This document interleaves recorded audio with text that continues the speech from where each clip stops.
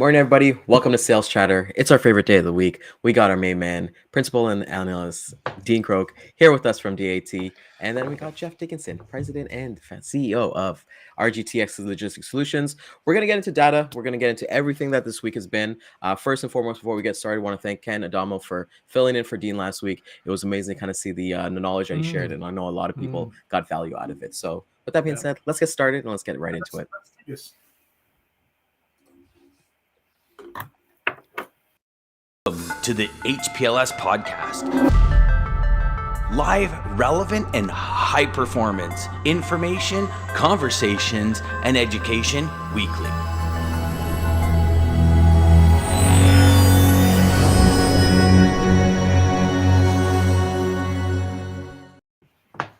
Always gotta love that intro. Good morning, gents. So happy to have you both on this morning again. Let's get into it. I know, like we said, Dean, Ken filled in for last week. I know you have a little funny, well, not necessarily a funny story, but last week was definitely an adventure for everybody traveling across the United States. So, could you tell us a little bit more what happened? I was in Atlanta with our partner OTR Solutions, and I was seeing these alerts pop up on my Twitter feed, and I thought, oh, this can't be good if the FAA is sending out they're grounding flights nationally, reminiscent of what they did on 9/11. Yep. And it turns out there was a software upgrade went awry and planes were grounded overnight. But being in Atlanta is one of those unique airports where there's no backup airport. Like you've got Midway in Chicago, Dallas has got other. It was just nothing left but chaos. And I thought at about 10 in the morning, and of course I don't need any excuse to get in a car and drive on a highway. And so I just thought a late evening flight, by the time they get everything cleared in Atlanta, it'll be too late. And I could probably beat the plane home anyway, which of course I didn't. I did beat it by about 4 hours, but it's only like a 16 and a half hour drive. So it was like, that's a normal day's work in Australia if you're a road train driver. So I always think if I'm within 15, 16 hours of home, I'm in a car and I'm driving. But the thing that struck me was just the traffic and the construction. And I could, it took me a lot longer than 16 and a half hours. So I was a bit naive. I'd forgotten about construction and the infrastructure bill and all of the good things that's being done on our highways. It took me 2 hours extra to get out of Georgia on I-85. And I took some pictures of the traffic, and the volume of trucks on that highway is staggering, but just the backup, like for miles and miles and miles. And I kept thinking all the way up through South Carolina, North Carolina, even up into Jeff's area, up in Jersey. Yep. The impact on capacity must be substantial, because if we didn't have roadworks, we'd have a lot more trucks on the roads. So in some ways, for carriers, it's a good thing that they've got delays. Otherwise, we'd have much lower rates, I suspect. But my overarching, and you saw the post I did on LinkedIn, Jeff, my priority was to get through New York City before sunup. So I was pushing myself through some of those, dark hours in the middle of the night, because I knew it could be 24 hours before I'm home if I got caught in Fort Lee trying to get up onto the George Washington Bridge. Oh, yeah. For I-95 there? Oh, yeah, definitely. Yeah. Definitely all the way. So you took I-85 over to 95 and straight up, right? Yeah. Because I knew at that time of the night I'd have a pretty good run. It was wet and rainy, but a lot of truck traffic. But as you saw in my LinkedIn post, I had a 20-minute nap, and I was just sort of getting out, stretched my leg. And I thought, oh, gee, the highway's quiet, up sort of in the Connecticut border. Yeah. And then it's like someone opened the gate, and suddenly there was this stampede of trucks. And I'm not joking. It was like the police had a rolling roadblock and suddenly let it loose. And I sat there and watched it while I drank my coffee for about half an hour, and I was just blown away. A lot of people I know getting out of New York City to get into Boston, trying to avoid the traffic in Hartford, which is another big bottleneck area. Oh, you went 91 then, right? Yeah, I went up 91 to 84. So I usually run up through 84. It's a much better way into Boston. Yep. So, so that was an adventurous trip. But talking to some truck drivers at truck stops, you get out there and you get a good dose of sleep deprivation. You tend to get soft after a while, and you think about how things are really, but they're always much worse than what you think. And the traffic was much worse than what I thought. The other thing though that was interesting was how bad drivers had got. I know we've talked about this on the show, but not car drivers, truck drivers. They were noticeably worse. And again, this is a small data point of one trip, right? So take it with a grain of salt. But just I don't usually see other truck drivers being really aggressive towards other truck drivers, cutting them off, but I see the one thing I do see is when you've got roadworks and construction and you've got 3 lanes down into 2 into 1, most people pull up and get in line, right? But there's always these cars that want to shoot up the right. Well, not just cars, trucks flying up the outside and just forcing their way over on top of cars. And I thought, wow, this is, and the name of the fleet's on the side. I thought this is such a bad look for the industry. So that was one of the things that kind of stood out to me. Was that near Newark or was that down south? Like in Carolina? No, it was further south. That was in North Carolina.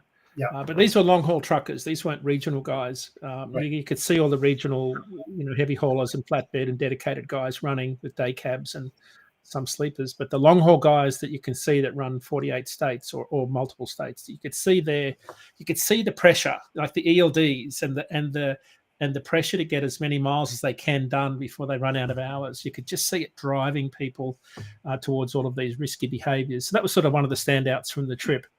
But it was good to be home, and it took about a 24-hour period to get my sleep back to normal, which is good. So, but I'll tell you, I really thought you were going to say a lot of those erratic truck drivers were around Port New York City. Because the old saying, if you can drive in New York City, you can drive anywhere in the country. And that's where you see a lot of irritated truck drivers, because those New York and New Jersey car drivers, they cut off trucks all the time. I see it all the time. It's the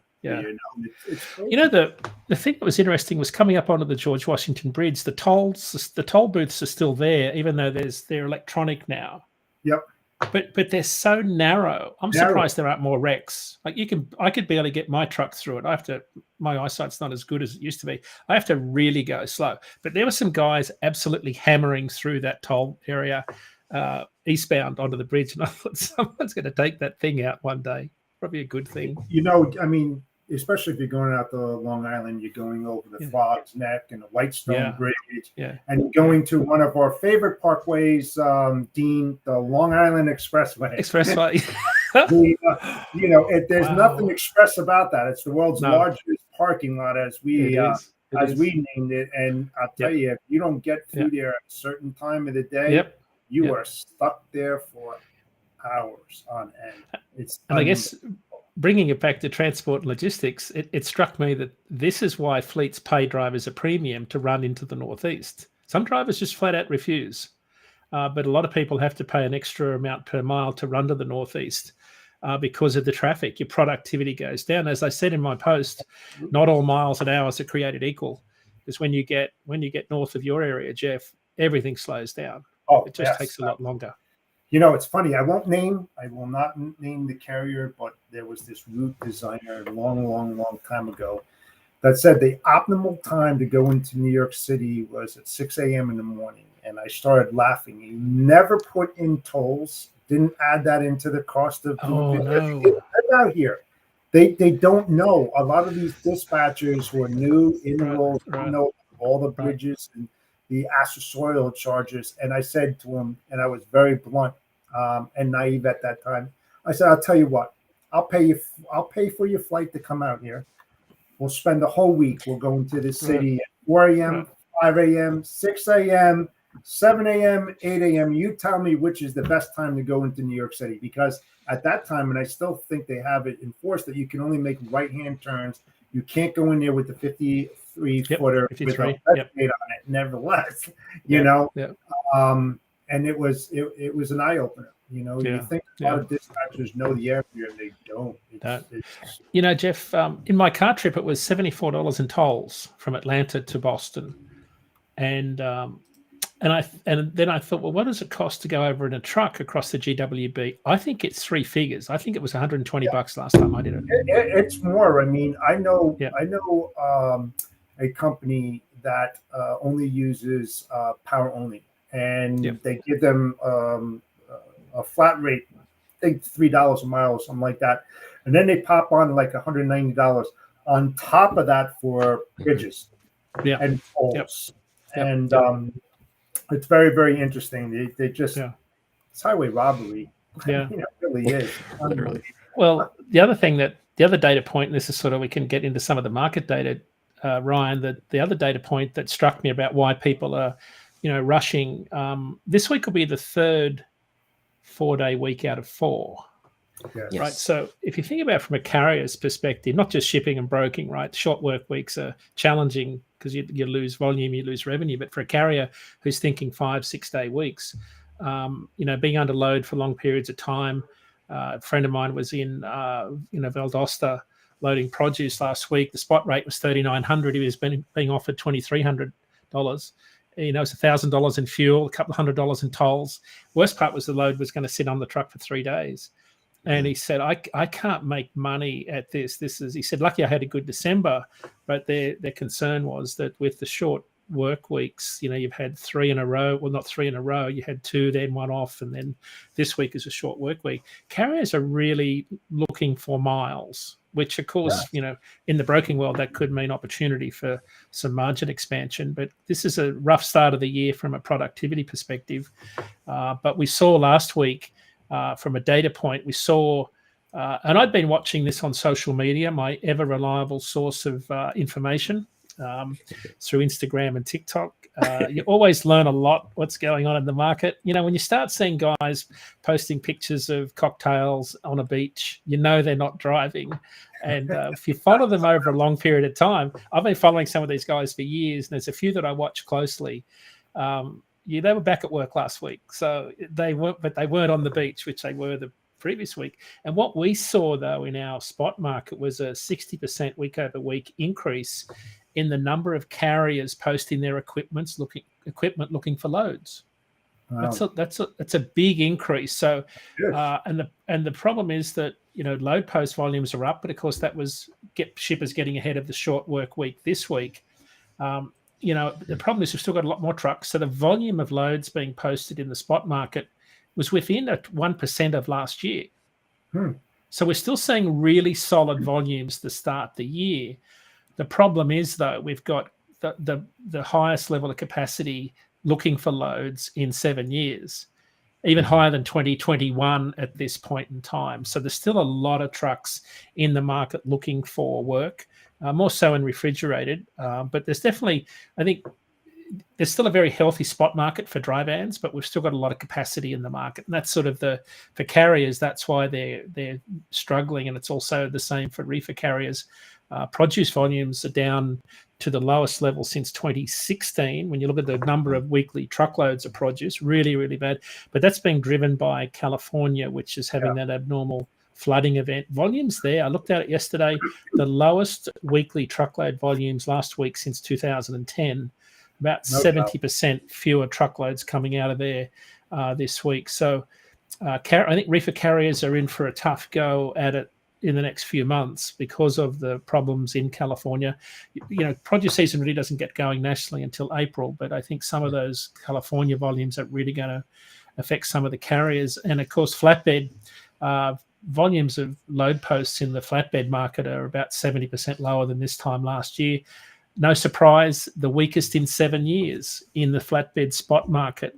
And of course, you've only got to look at housing numbers and steel production numbers to see why volumes are so low. So flatbed carriers, way more trucks than loads. The volume of carriers looking for loads is the highest in 7 years. So not a great start for carriers to the year. I guess for brokers, it's been a disrupted start too because you've got short work weeks, but there's still a lot of capacity in the market. Still too early to see if my hot take from 2 weeks ago was right, that the market had bottomed in terms of spot rates. Diesel prices will be the big determinant there, but we're still seeing rates hold. I think the national average last week held at $1.93, which is, not too bad. It's 24 cents a mile higher than the last 5 pre-pandemic years for week 2. So spot rates nationally are holding higher. The top 50 lanes are about $2.22 a mile. So still pretty healthy numbers there when you think about the national average spot rate. Operating costs with diesel, where it is today, are up around $1.95. So carriers, by and large, are in the ballpark of what it costs break even to run a long haul truck for week 2 of the year. But this is a quieter time of the year, as you know, and of course we've got that big black cloud of recessionary talks hanging over everyone's head. Lots of doom and gloom talk there, but so far flatbed volume, just general flatbed, dry van and reefer volumes are holding steady. Jason Miller had a post out today. I haven't seen his December numbers on the Michigan State University truckload ton mile index, but they ended the year relatively flat, which is, for that to happen in this year, I think is a really good outcome for us. But also we're off to a good start this year if you're thinking about spot market activity so far based on load post so far this year. Something, one thing that stood out, and you're absolutely right about the beginning of the year and those drivers looking for 5 and 6 day loads constantly all the time, and you're working those 3-day or 4-day work weeks. One of the things that stick out a lot to me is the shipments that need geofencing. They're high risk and everything. Now you're increasing the high probability of theft. Because your trailer can't go out of route, so you're not going to go home. Right, you're in that geo-fenced area, and of course, all the bells and whistles go out as soon as you go off off route. But I wonder if at that time of year, over those 2-week periods, did pilfering rise on those shipments because of that? It typically does. I wrote an article, a blog post, and again, the stats escape me, but it was an article I interviewed the head of cargo claims and underwriting at Travelers Insurance, and they do some work with a various analytics company called CargoNet, and of course it doesn't capture every single bit of pilferage. It captures the major thefts, but it's no coincidence. It's the big theft areas where there are big populations of people to move things quickly. So your area is a hotspot. Jersey is one of them.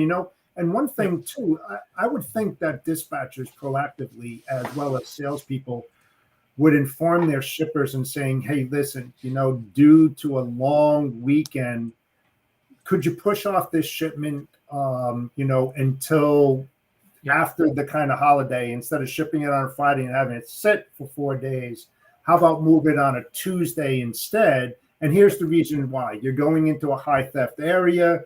We can't guarantee that your shipment's going to sit in a secured yard with cameras and all that." I mean, those are type of things that dispatchers, sales guys should be always informed on what's going on and the high probability of this actually happening. So I wrote an article it's a blog post on dat.com on November the 22nd, if anybody wanted to read about this.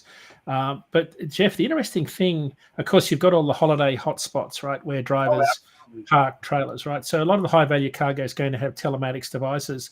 The thing that was interesting when I talked to Scott Cornell at Travelers, even though you've got telematics on the device, it's not that hard to disable it completely. If you take the whole load. So the thieves have become very good at disabling the telematics data. Plus, if they take the trailer and truck, they're out from under that trailer pretty quickly with their own assets to pull that load somewhere else. One of the things that they did was survey where cargo gets stolen the most. Just under half of it is en route to a distribution center from a store. From DCs to stores, right? And one of the things that Travelers recommended people do is that they set up red zones, right? So they geofence what Jeff's talking about, which is a red zone, which is a known hotspot for trailer theft. And they'll geofence. They'll know when the trailers break a geofence. But what they say that the most vulnerable point is when a carrier loads at a DC and then goes to a truck stop to fuel and shower. Exactly. That's where the thefts are occurring. Yes. So what they do is they work with their carriers coming up to the breaks, and they say, let's reverse the logic there. Let's get ready and pre-tripped before you go into load and then hit the road and go, because that's where you're most vulnerable to have the assets stolen. But it's a seasonal. I used to say, Dean, to the shippers, and the carriers, I would have a list and saying, okay, here's the requirements. You can't stop within 250 miles. You must have a full tank of gas. Even put a warlock on the back of the doors. But they know how to break into them. I'm sure you know that as well. But we try to take all those measurements, and that's why it's good to talk about this when our next holiday comes up. those are the type of things that you should really start thinking about. And you mentioned that pre-check. Well, that's part of telling the dispatcher what you need that carrier to do. So hot areas, again, of course, travelers, the high volume things that get stolen are what people want to buy the most. So at Christmas time, it could have been game consoles, right? So, but hot areas are California, Texas, Florida, Georgia, New Jersey, inland ports such as Chicago, Memphis. Again, all have big truck terminals, large rail yards close to populations connected to arterial highways, enabling the rapid movement of stolen goods. So, but what they did notice in the report was that carriers, a lot of the thefts, normally occur within, that 250-mile radius of where they're picked up. What they did notice was over the last few months of last year, loads were being followed into neighboring states. So the thieves are getting more sophisticated. So even though telematics and technology's got more sophisticated, of course, so have the bad guys at figuring out where carriers. A lot of inside jobs too. They tell them what trailer it's on, the value of it. Here's the lane that they're going on. Here's the routing, and they wait for that opportune opportunity to strike, and they're in and out in a few minutes. They really know what they're doing. Yeah, I've had it happen to myself on a loading dock, where they call and say, "Hey, we want to rob you tonight." So my response was not suitable for public consumption, but this was a load of and I think we might have talked about this, 1986. So it was VHS players. In 1986, VHS play was about a $2 million load in today's dollars. And this was an organized gang from across the Pacific Ocean in Australia. And they were loading the trailer through the side door of my reefer van. And I got a phone call from a friend who was part of it. It shocked me that he was involved in it. And he said, they want to rob you tonight and steal the load and shoot your tires out, make it look like, we'll tie you up and make it look like you kind of resisted a little bit. And I said, no, I don't think that's happening tonight, because I was a driver for an owner operator. And I said, no, that's not happening. So that's pretty bold. They were easy to spot. I could see them coming at 2 a.m. They just somehow they ran out of road. I don't know what happened. They kind of disappeared. That was it. It's crazy to kind of think about, even for us here in our neighborhood, a lot of cars, especially like if you got a pickup truck, they know, like the people have the video, like we have like our neighborhood group chat, and you can see those videos, man. It's crazy. They come in, boom. Yeah. Even my wife and I, like we keep our keys upstairs now. We don't keep our keys at the front door. We got the blockers and things like that. And when we're kind of coming, I like what Jeff kind of said, like we're looking at holidays, so you're being prepared, and we've been talking with our themes and so on. Even look at Chinese New Year that's coming up on this Sunday. It's going to be, it might be a 3-day work week for some people, so I know I sent out a bunch of prospecting emails today after our episode, and everyone's on vacation till next month. I would say maybe out of the 10 emails I sent, I got about 7 saying, hey, we're out till really February. So really? In that mindset, as you're kind of saying that projections are up a little bit high, I saw something on the show today, if you can kind of talk a little bit more, was that something about the rates or like the spot market looking, I think 3% within 2018's numbers. Yeah, I've got that from our report on the show. The dry van rate was about the number was in the dry van sector, it was about down 2 cents. So it's 30% lower than this time last year at $1.93. Ryan, just 4 cents per mile lower than 2018 was the number we talked about on the dry van side. Reefer rates are about 17 cents a mile lower.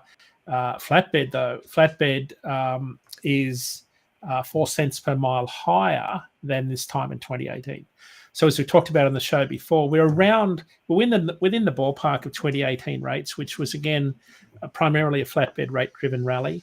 But when you look at our data, it really didn't take off until the middle of February, and then it sort of rallied all the way through to July. So there was a lull, and flatbed rates are kind of following that trajectory down right now, albeit very slowly, but they're tracking with 2018. It was interesting, last year's flatbed volumes tracked almost identical to 2018 levels and 2021. Last year was a very similar year to 2018 because it was a very strong industrial economy. So we're seeing, the industrial manufacturing economy is still relatively strong. So we're seeing pretty good volumes overall, even though they're way down compared to this time last year. So, 2018 still looks like being a good year to compare where rates are at right now, which again wasn't a horrible year. Of course, the big difference is everyone's operating costs are much higher than when they would have been, normally. It's crazy to think about. And just a quick comment that I just actually remembered where Jeff brought up the high risk. I was actually at a baby shower this weekend, and I was telling somebody there that I never met before what I do and things like that. And that's the first thing he actually asked. He's like, "Do you guys get a lot of thefts and things like that? That kind of happens, and what do you do?" Because like he was asking during Christmas time what happens with like PS5s and like Xboxes, and it just goes to show you like that's kind of like a thought that the public has. So if the public is having that, we as a professional should be having that as well. So I just remember that. I thought I'd mention that as well. Yeah, well, it's also why a lot of smaller owner operators pay $200-300 a month to park their trucks in secure parking areas, because if you own a truck, you've got to pay for parking these days almost everywhere, and what comes with that is a gated, secure area with cameras. Because unfortunately, and it's highly lit too. Because when I was moving that kind of stuff, $3 million loads, I would say, bringing in this load, I want to park next to the office. I want, I don't want the doors next to the fence. I want them outwards because they can cut through fences just like that. Plus, it gets dark over there as well. So, I wanted the lights on the back of the truck just to take those extra precautions. Is going to save you a lot of hell, boy. And diesel theft. I mean, diesel theft's a big thing today. So, having your truck in a well-lit area. I mean, sometimes they can get in and out. What they're doing is not siphoning any out, but cutting a hole in the bottom of the tank, so it runs out quicker. So you don't have to sit there. It's not obvious. You can lay under the truck and get all the diesel out pretty quickly, or gasoline for that matter, and you don't have to worry about being visible in a truck stop. It's very, very clever. And they're quick. I mean, look how fast they take catalytic converters off cars. Yeah. Oh gosh. I mean, they can literally have it cut off and out of there in about 2-3 minutes, if that. They're done. So they're quick and efficient for sure. Yeah. The other thing, Ryan, that was interesting on our show yesterday was we had Larry Gross on, right? So one of the things we've talked about on this show is the shift in imports from the West Coast to the East Coast. Yep. A little bit of sense that maybe those volumes have slowed down. West Coast still has the majority of the volume, right? So Los Angeles is still the number one port. Larry made an interesting question. I asked him about that shift and did he think it'd stick? And he made a really interesting point that I hadn't considered. And he said with the shift away from China, northern China, for manufacturers, and when they go to one of the big growth areas, of course, has been Vietnam. When you go to Southeast Asian ports, they are closer to the East Coast via the Suez Canal than they are traveling east to the West Coast and then down via the Panama Canal to the East Coast. So I thought that was a really interesting point, because there's been some questions about, well, will it shift? And if they resolve the ILWU's contract negotiations on the West Coast, will shippers reroute back to the West Coast? And he said, he's not sure. He thinks a lot of it's going to stick on the East Coast. Maybe a lot of it was the wrong word. I'd have to listen to his exact words, but paraphrasing, a lot of that volume will stick on the East Coast because of the rerouting of some of the big ocean carriers through the Suez Canal. And that means that ports like Savannah, which had a record year, Brunswick, Norfolk, all those things we've talked about, nearly all of last year will be big markets or bigger markets for both non-asset and asset-based carriers all up and down the East Coast when they're thinking about capacity. So the other data point he said is that there's still a lot of containers in the US. He quoted a number of about 4 million empty containers that need to go back overseas to be loaded. He gave me a number to put that into perspective. He said that's an 8-high wall all the way along the southern border.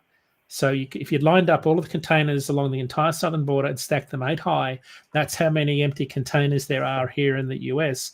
And what that means, of course, is for drayage operators, that they're having trouble getting in to unload because the ocean carriers are not accepting, as many empties in to get rid of them. They're only doing it maybe a 1-for-1, as a loaded one goes out, an empty one comes in. And right now you're hearing drayage carriers talk about having to, hold onto these containers longer because they can't de-hire them. And they're even being charged for these containers that the ocean carriers won't take. So really interesting discussion with Larry But certainly intermodal volumes are down last year. But when you listen to Larry talk about it, you get a sense that the supply chain issues are definitely easing, but we're not there yet. But we're definitely seeing lower port volumes allow a lot of the ocean, or a lot of the ports on our oceans on both coasts sort of catch up with lower volumes. Yeah, one thing, you talk about the volumes of empties. At the peak, Long Beach, LA, the amount of empty TEUs that were there, to put it in perspective, they said that you can put it nose to tail, tightly fit from Long Beach all the way to Chicago. That's how many they had in there. I mean, wow. That's unbelievable when you look at that as a perspective. I don't know to be honest, I don't know how many they have there right now, but it's all about the repositioning of empties, whether they're TOFCs or COFCs, and being able to pick them up at a reduced cost. Sometimes, they give you a really good rate to take those empties to get them up to Chicago, into Atlanta, or up into the Northeast, or wherever it might be, where they're short. Those are the things that you should look at as well. I mean, you used to get a lot of good rates there, but that was a big problem with the empties and the chassis.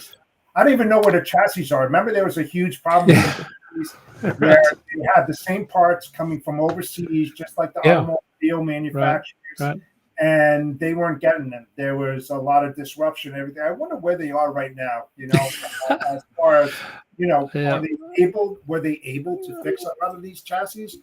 Where were they 3 months ago, and where are they now? I would love to find that out. It's going to be a great thing to follow this year, because we kind of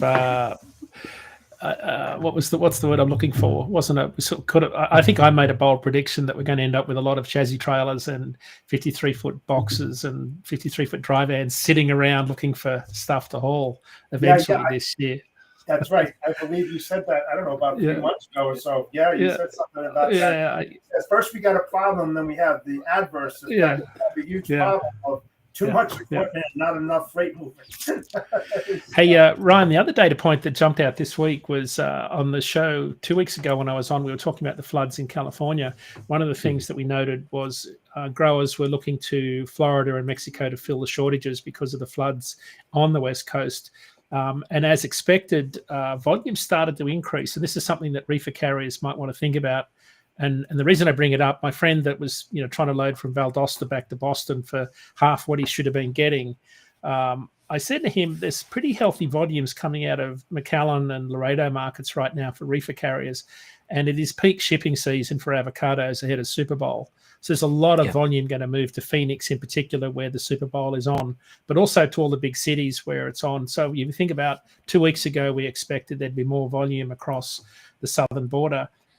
When we looked at the USDA data last week, weekly truckload volumes across the entire southern border, when you think about it, California, Arizona, and Texas, highest in 12 years.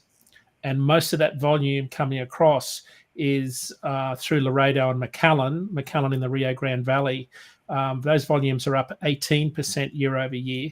Avocados specifically up 22% year over year, because California is the other market that produces avocados.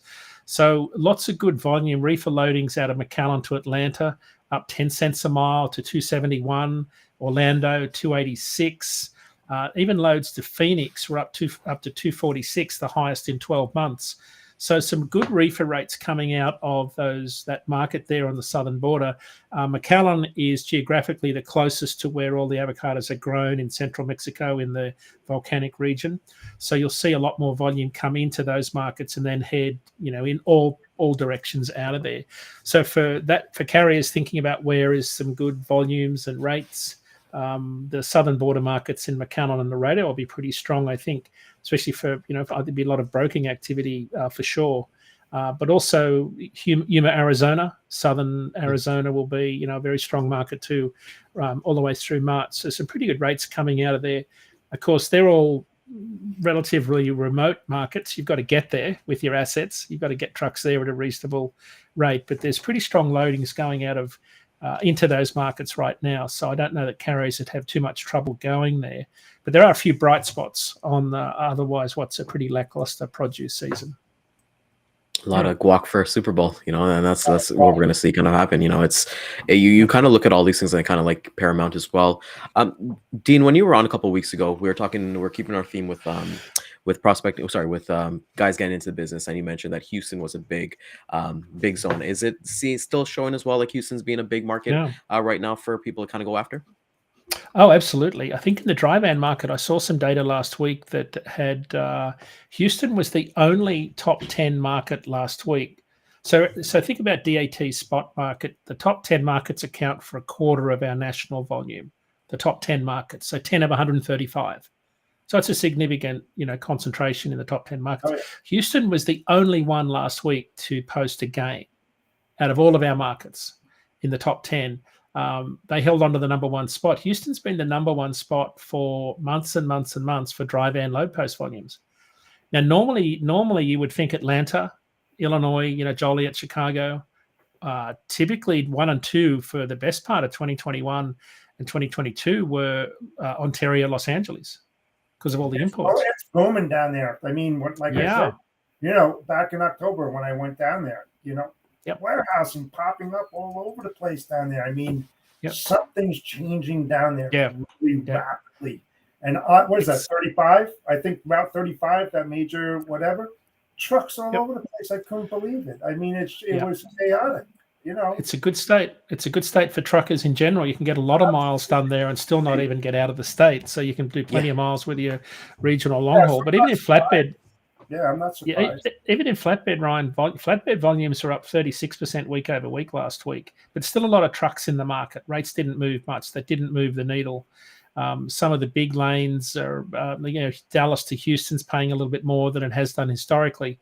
It's about $100 a load more last week, but that's because rates are dropping on the northbound lane. So carriers are looking to to balance. But I think Houston has been one of those markets that's really surprised me. Other than nearshoring, more manufacturing activity going to Mexico, and obviously Southeast Asian ports, as companies move away from China, you'll see more volume compared to historical volumes come across there.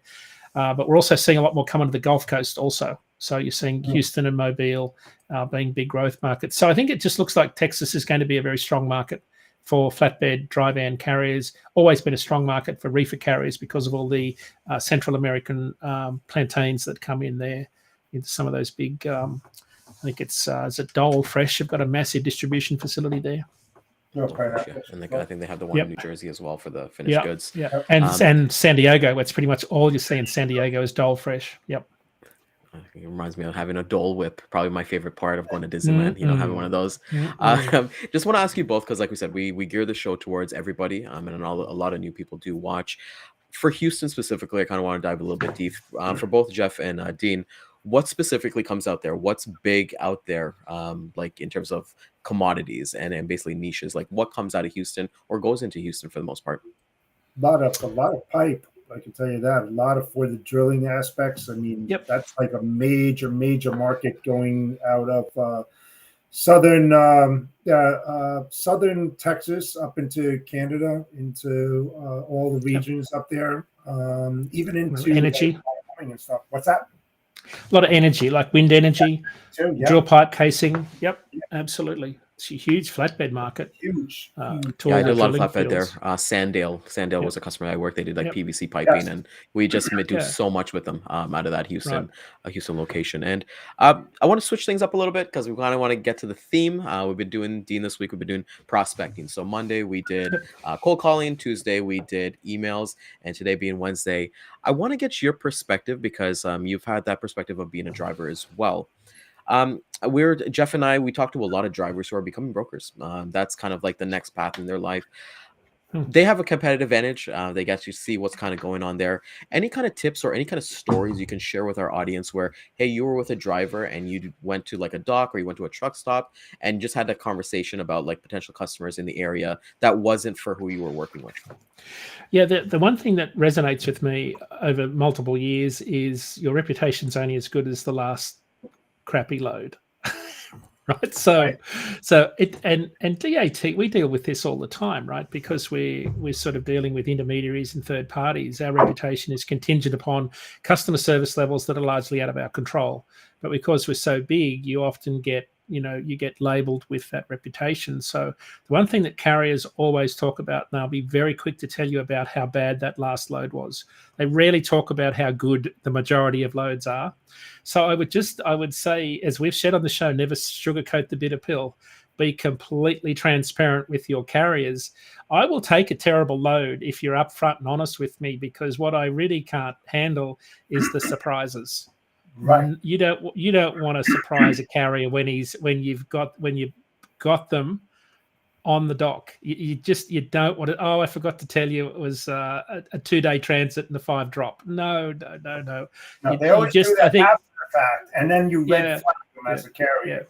Yeah. So I think if you're looking to any carriers will know that. I think that's their distinct advantage, is they know what all the pitfalls are, and they know how to talk to carriers. So I would expect they would be very forthcoming with that, because you can always, if it's a bad load for whatever reason, you've also got to help the carrier find that next load that might be a little bit better. So do a little bit more legwork and make sure you find some other options for them. But so that's the message I would say that resonates mostly, is no surprises.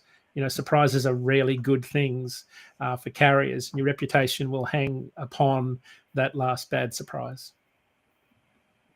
Yeah, be honest and truthful as we're both kind of knowing it, because I've been in a situation. Double transparency, I like that, because nobody wants to pay that tono fee anyways. You go there and you find out that you got to get floor loaded, so you got to drop your trailer and wait like another 8 hours. No, just be completely transparent and open and honest. Yeah, drivers are creatures of habit. Like we are. I'll put my driver hat on. We are creatures of habit. What we love to do more than anything is know what I'm doing for the rest of the week. Like, no surprises. I plan my week out. I know where I got to be, when I got to be.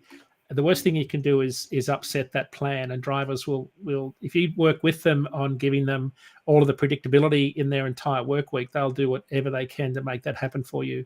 And the reverse is true if you don't do that. Yes, I agree 100%. Yep. Also going to talk about here.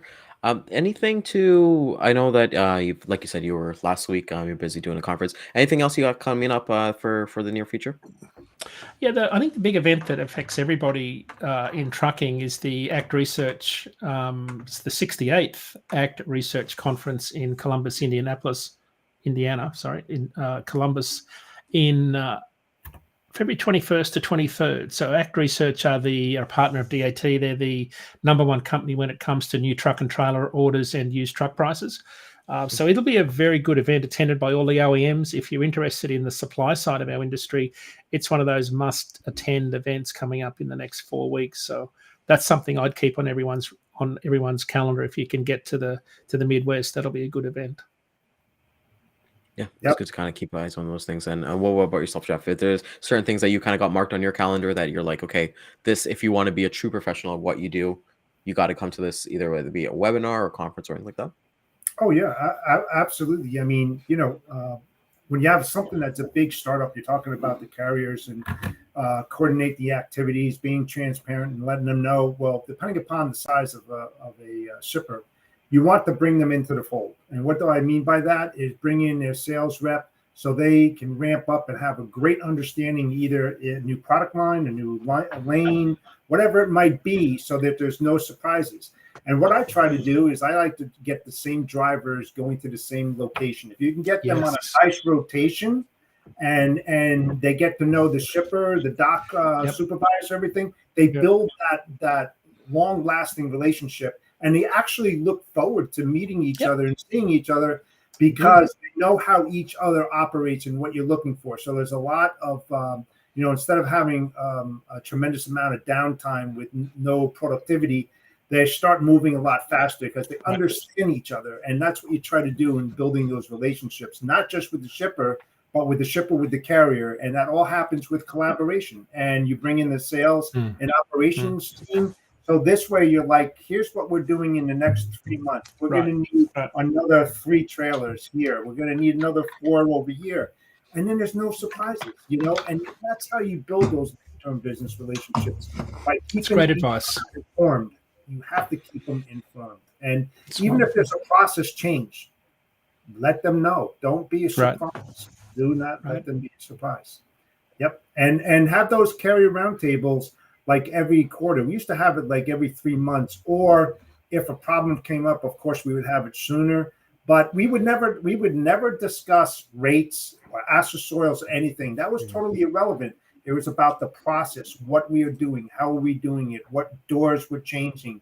This is your spot, and so forth. And then on the reverse side of that, the carriers would tell us about the changes they're doing to improve service and what they're doing operationally. So this way, everybody's, they're turning at the same speed. No Yep. surprises. This is who you need to contact. We have a new manager in place. We have this, that. Those are all those things that you must do. I mean, I'm serious when I say this. Must do, because you will be embedded in their operation for a very, very long time if you follow those steps. For sure. Good advice. Great advice. Yep. That's awesome. And I feel like there's no better way to end the show today. As we're coming up with amazing topics, and that's what we're loving, right? With about this Wednesday shows is that, hey, people can come here, they can get the data, they can go there and have those conversations with their customers, but there's other tangible advice that we're giving here as well. Right. So, Right. Dean, thank you again. It's always a pleasure to have you on with us. Thank you, guys. It truly is. Thank you. Absolutely. It's always Thanks, lovely. Pete. Jeff, you. always a Enjoy the pleasure, rest of brother. your week. Yeah, enjoy the rest of your week. We're looking forward to having you on next week. And for everybody, if you found value in this, please send this to somebody. Like, comment, subscribe. Catch us at the replay at 12 and 3 p.m. Eastern Time on LinkedIn, Facebook, YouTube, and Twitter. Tomorrow, we'll be diving in deep about social selling for prospecting. That'll be our round 3 with Jeff and I as we get into the ring. And we'll see you guys tomorrow. Have yourself an amazing day. Take care.